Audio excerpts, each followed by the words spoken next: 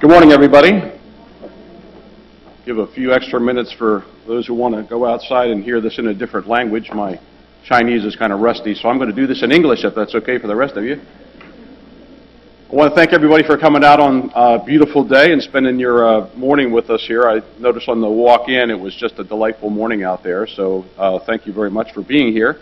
It's a bit of a change of venue from our presentations in the past at Will's, so hope everybody made the transition. I suspect if we went to the auditorium over at Will's, there'd be a few people there wondering what they were listening to. So again, thanks very much. My name's Scott Edmonds. I'm the director of the Low Vision and Contact Lens Service at Will's.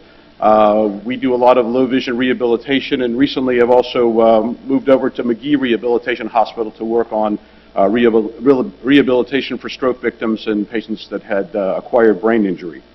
So today I want to talk to you about something different, although it's interestingly how much this talk is going to reflect some of the things that Dr. Spaeth talked about today. You're going to think that he and I collaborated on this talk, but actually we didn't. I was very pleased to see what he had to say, because I think I'm going to echo some of his comments on my talk today. So first let's talk about vision loss, and this is vision loss from an eye doctor's standpoint. When we look at people who have vision loss, we talk about things like visual acuity. People that lost visual acuity have an inability to read our charts at the distance or our charts at near. The most common disorder that we see that results in permanent loss of visual acuity is macular degeneration. The second thing we look at as eye doctors is the ability for people to see contrast. And people who lose contrast vision have trouble mobilizing. And the most common cause of that, fortunately today, that's correctable is a cataract, although cornea problems and vitreous problems and other media eye problems can cause people to lose their visual contrast. And the last thing, and probably the most important to all of you here relative to glaucoma, is loss of visual field. So visual field is damaged slowly in patients with glaucoma. And so as Dr. Spaeth said, as eye doctors, we're always looking at your visual field, and we're trying to make an assessment of you based on these measurements. As Dr. Spaeth also said, though, this is not what you come in for. Most of you aren't really sure what the numbers should be or what all these numbers mean. You're coming because you have a visual function problem. So visual function problems are very different. You know, they're really not related to what the doctor thinks. People come to me and say, I'm having trouble reading a book. I can't see to read, or I can't see to read. As Dr. Spaeth also said, people walking like down steps, these are very difficult steps to navigate. As I'm sure I saw a number of people stumble and even someone that almost tripped because of the awkward nature of a long several steps and then another drop off. So if you have trouble with your vision, you're going to have trouble walking around. People with distance vision problems will tell us, I have trouble watching TV. I can't see TV clearly. And the most demanding task we have is driving a car. People tell me that they can't see well enough to drive a car. Driving a car is a very interesting task, sort of unique to the human culture. But remember, if you're going to drive an automobile, you have a big disability even if you have normal vision. Unlike owls or other animals in the animal kingdom, the human eye is directed centrally. And so all of us have total blindness behind us. Unlike certain birds that can see 360 degrees, humans can't see behind them. And yet we get in automobiles where it's really important to know who's coming up behind you, how fast they're going, what lane they're in. So driving is a task where we have to learn how to compensate for the fact that we're blind to the backside. And so we use a host of mirrors, and you see certain people are very good drivers because they do something called develop good visual awareness. So they keep an eye in the rearview mirror, and they're aware of what's behind them, and they function very well as drivers in spite of the fact that they're blind behind them. Other people, not so much. They have good normal vision, but they don't see well to drive because they don't have very good visual awareness. So we're going to talk today about some of the things related to that kind of an issue. So when we try to correlate the two things, what the doctor thinks and what the patient thinks, it's always not such an easy task. In the first scenario where the patient has good vision, the doctor can see the good vision, good acuity, good fields, good contrast, and the patient has good function, no complaints, seeing great, doing fine. That's an easy case. And then, fortunately, in the eye care world, we see a lot of patients who have good vision, good function, everything correlates, happy days. Now, we get into these other situations where we see the doctor can see right away the person has bad vision. Their acuity is down, their fields are diminished, they have poor contrast sensitivity, And the patient echoes the correlation, doc, I see terrible. I can't read a book. I can't drive my car. I can't walk around. And so there, the correlation with bad vision and bad function makes sense. And again, even though the patient's not so happy about having bad vision, the doctor's at least comfortable that this correlates. The next two scenarios, though, not so comfortable, because people come in and they have bad vision. We can see that their acuity is reduced. We look at our charts. We see that their visual field is restricted. And we say to the patient, well, how you doing? And they're saying, doing great, seeing fine, no problems. And you're looking at the chart, you're going, is there a mistake on this chart? This person has very small fields. Their acuity is only 20/60. How are they having such good function? And so that's a mystery to the doctor, although it's a happy mystery because the patient's satisfied and they're happy, but the doctor's a little bit befuddled as to, well, what should I do with this patient? Dr. Spaeth talked about this before. If the patient's happy and they're seeing well, in spite of their function, why am I so worried about that? They're pleased and they're doing well. And so those are very confusing situations for the doctors. But for us in low vision that do rehabilitation, we've become a student of those patients. Because I always say to myself, I see this patient has all these bad findings. How is it they function so well? What are the things that they do that they function so well and they're happy, whereas another patient with the same findings does not see so well? And so that's sort of what I want to talk a little bit about today. The last scenario is really, yet again, a mystery to us, is where we see people who have, from our standards, good vision. Read the charts well, their fields look reasonably well, the contrast seems fine, but yet the patient can't function, can't see to do well, very unhappy, uncomfortable. Now, sometimes that patient has very high visual demands, but other times we just don't understand what it is with their, maybe has a slight reduction in field, why this patient struggles so much. It's the opposite scenario, and here, nobody's happy because the doctor's not happy that the patient has bad function. The patient's not happy because they have bad function, but the doctor's not sure how to help them because it doesn't quite correlate why, with such good findings, they would have bad function.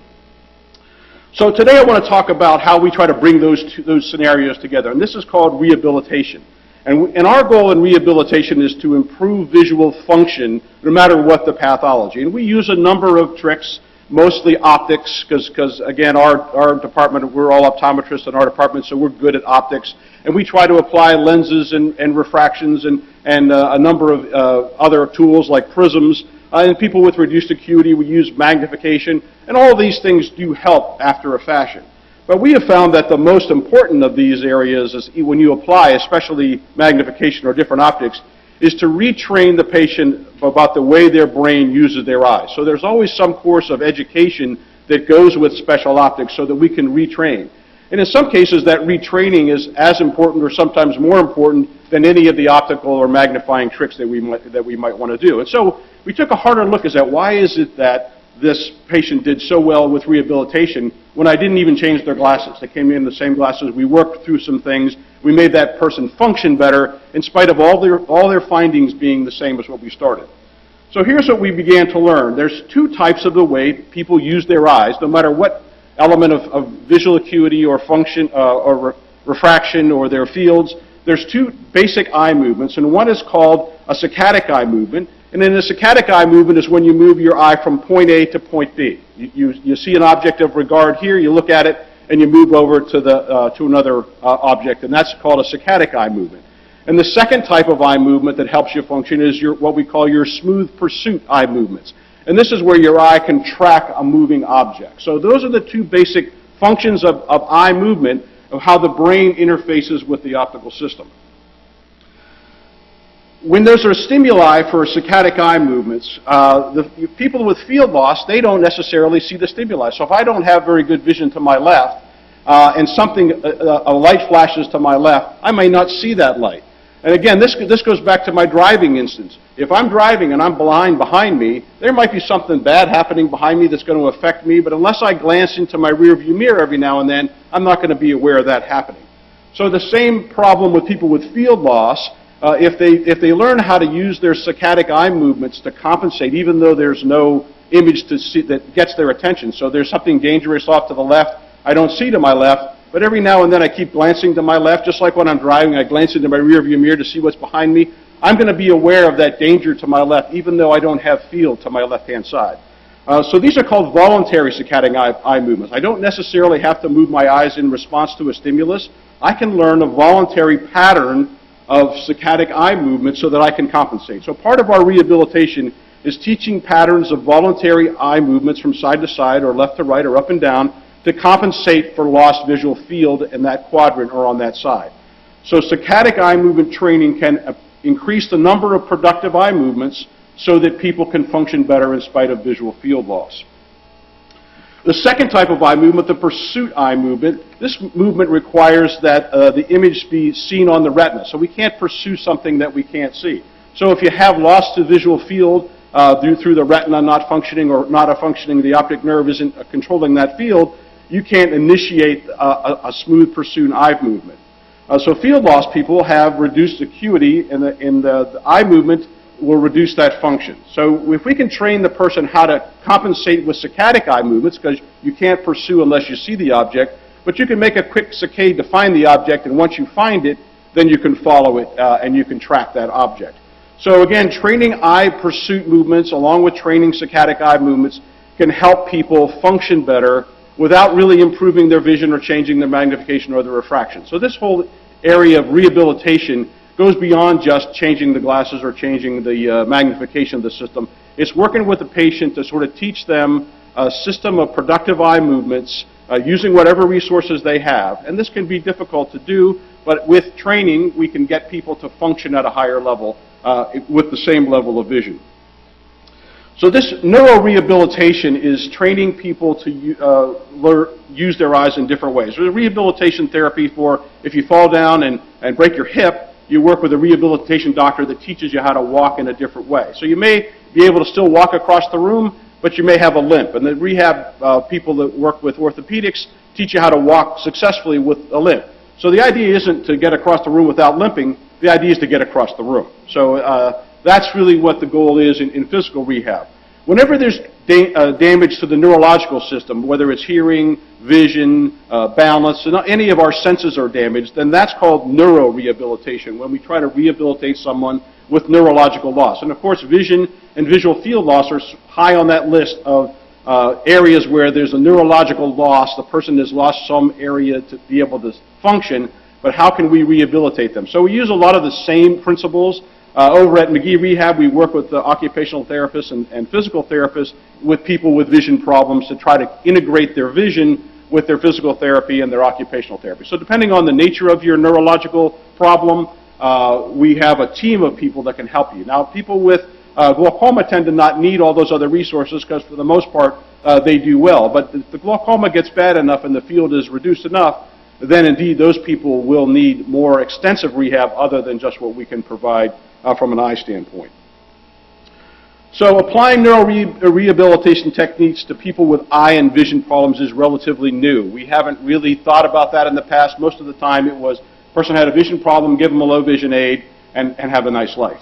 Now we've just learned there's so much more to it, and we're applying the things that we've learned from physical therapy and occupational therapy into eye and vision problems. And I think for the people that we've applied some of this knowledge, we're improving their quality of life, and we're teaching them how to meet those goals of reading a book, walking down the street without falling, watching TV, using some of these neuro rehab techniques to improve their quality of life. So this is a new area. We're just starting to scratch the surface. I hope to be back in the future telling you more specific details, but it has been applicable for people with visual field loss, and we're hopeful to continue down this avenue with more research in this area. So thank you very much for your time. Appreciate being here today.